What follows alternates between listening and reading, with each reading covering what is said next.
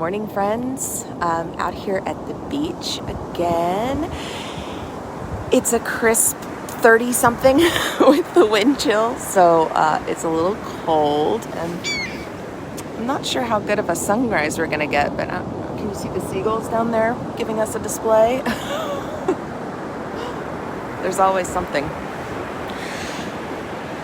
And when I come into this space, I always feel pretty hopeful and pretty zen and peaceful, and it leads me to have these conversations that are hopeful and bright, and that is wonderful.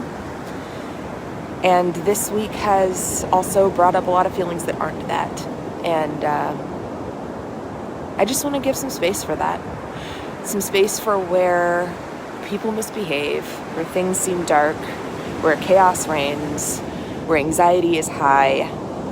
Certainly over Corona tide, we've all become familiar with some piece of that, and it sucks. I could probably use a little bit more graphic language, but it's not okay. It's not good. It's not acceptable. It's not okay. People gathering in mass and in mob and terrorizing is not okay. And whatever space I get to say that in, or any of us get to say that in, need to call that out. Because here's the thing. Everyone thinks they're right. So if everyone's going around thinking they're right, then it comes down to how you behave. So regardless of what side of any issue you are on, regardless of what religious background you have, regardless of whether you're Democrat or Republican, you're black or you're white, you're, whatever affiliation, Christian or not, it ends up kind of being about how you behave. Because everybody thinks they're right, and everybody thinks their cause is worth fighting for, and everybody thinks they know what it really means to be human, patriot, Christian, whatever, parent, whatever. And so at some point we have to start saying kind of what my dad used to always say to me as a kid. When what someone says differs from what someone does, believe what they do.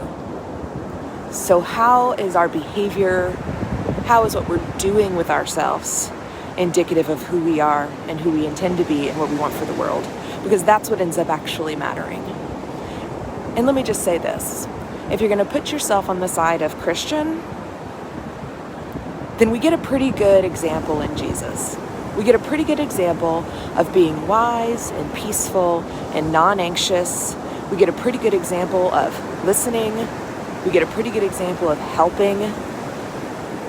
What we don't get an example of is forming in mobs and trying to overtake governments. That's not how Jesus did it. It's not.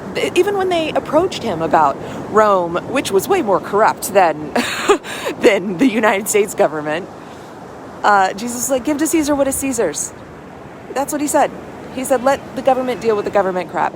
This is not a religious thing. This does not have to do with God and with your faith. So if you're gonna call yourself a Christian person, and that's totally up to you, then we do get a pretty good, strong guidepost of what's acceptable and what's not. And what we saw happen at the Capitol this week is not. And so, while I love for this sunrise space to be all about peace and love, and it still is that. We don't have to choose one or the other. But while that tends to be the focus in this time and space, we also can't close our eyes or stick our heads in the sand when things are unacceptable. And we need to be careful about how we live out our judgments of what's acceptable and what's not, because everybody thinks they're right. And everybody thinks they're fighting for what's right, and everybody thinks that they've done their research, and everybody thinks that they have good backing and science and whatever else supporting their rightness. I've been known to say, I'm not proud of this, I've been known to say, of course I think I'm right. If I thought I was wrong, I would change. Of all the arrogant things to say. But everybody thinks that. So then how are we going to How are we going to live into the world in spite of what we believe? How are we going to advocate for what we believe and think is right? How are we going to change hearts and minds? And I can't speak for you, but I can speak for me. And the way that I will choose is by using any opportunity I have to speak up about what I believe is right.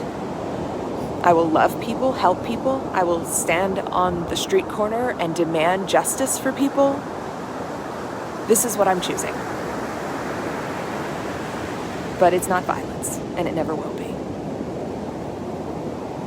So with that, I'm going to sit here in the cold a little bit longer, breathe in some fresh, cold sea air, see if that sun's going to decide to make a little appearance. It's actually giving me a prettier view than I thought.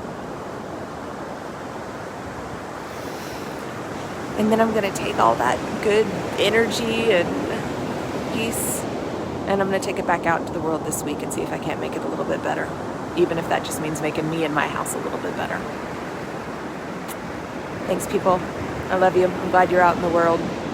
Keep taking peace out there.